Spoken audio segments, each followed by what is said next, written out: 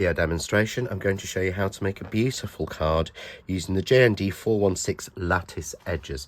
We're going to make a version of this card which has these beautiful detailed edges, little stitch lines on there. We've got the lattice, we've got this swirl through the centre and the absolutely stunning stitched flower and shadow leaves on there.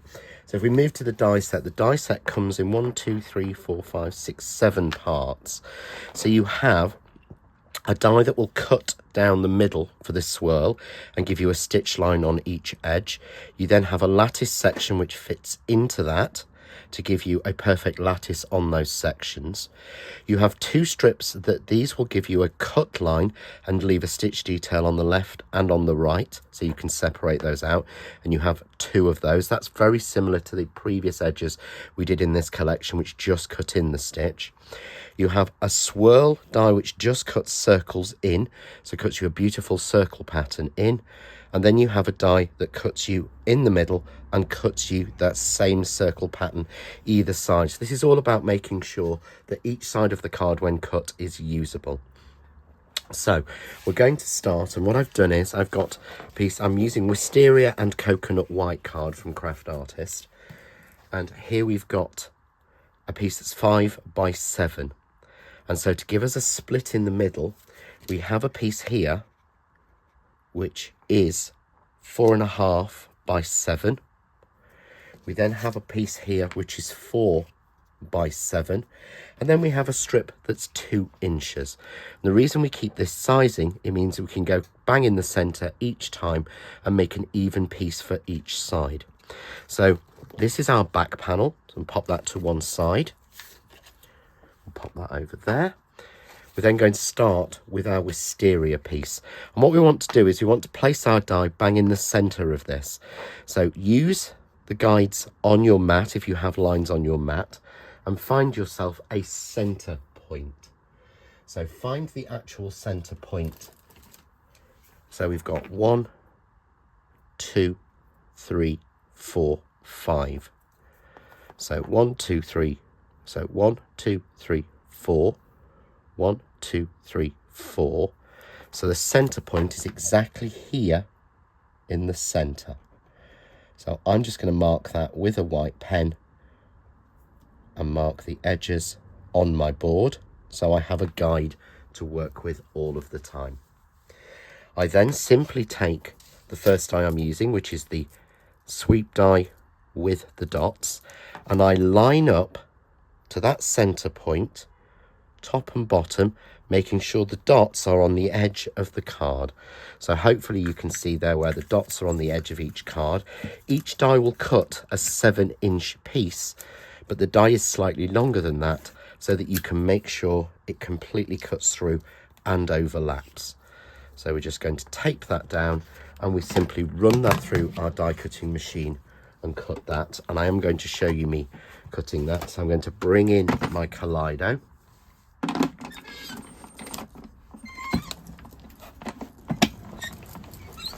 And we're going to cut that panel, and you'll see there we will end up with an exact piece when we take that out,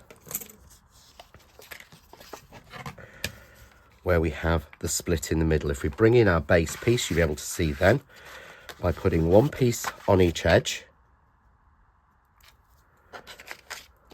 we get an exact split with an even section, 1/2 inch, running through the center. So we then move to the next piece of our die. So I'm going to move to the next piece, which is white, and again we've made this a 1/2 inch shorter, so this is 4 inches.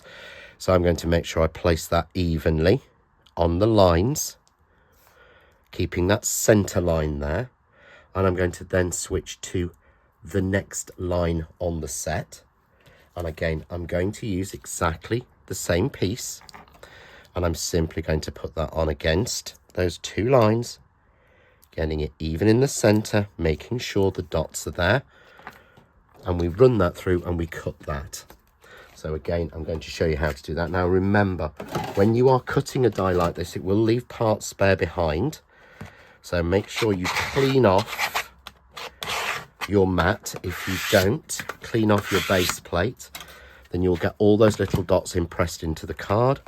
So again, we put that into the center, bring our machine in, and once again, we simply run that through and cut it.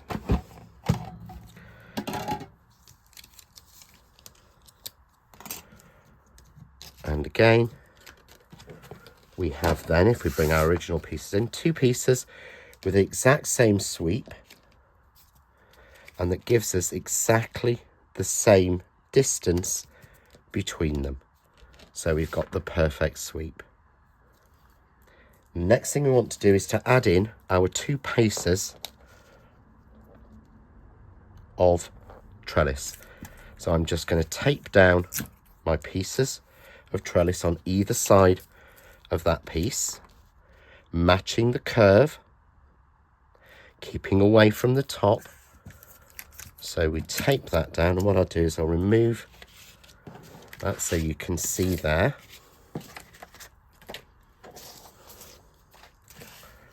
We have our 2 pieces.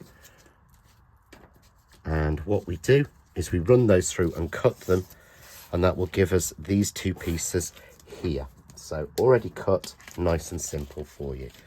So if we bring in our original piece, so we have our white base, we have our left, we have our right.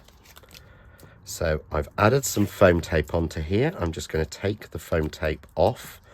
And one of the ideas you can do in the way that this has been designed, you can stitch or put thread through these dotted holes, which could give you an absolutely beautiful sort of corset look almost. You can stitch it together. So we're matching on the side. Do the same on the other side. We're matching side to side, just like that. And that keeps us that beautiful sweep there. We've got exactly the same on the white piece on top. And again, we just simply match it at the edges. There's no trimming needed on either side. And by giving that extra ½ inch between each piece, it gives us the perfect central section. And again, match it together.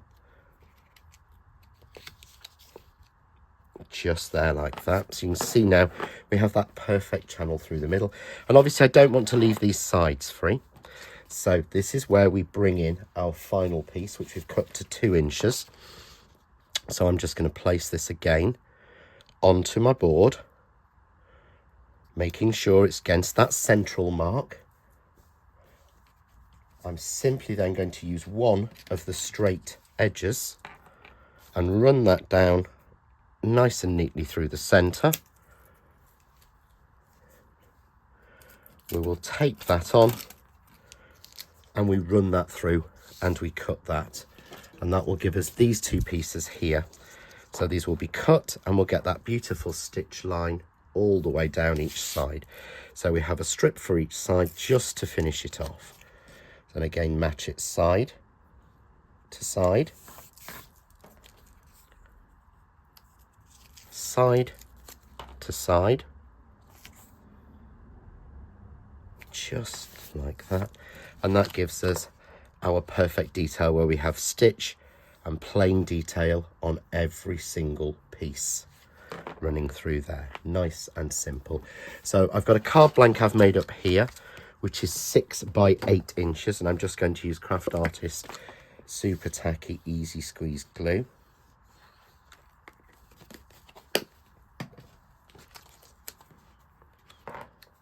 And I've made this slightly larger,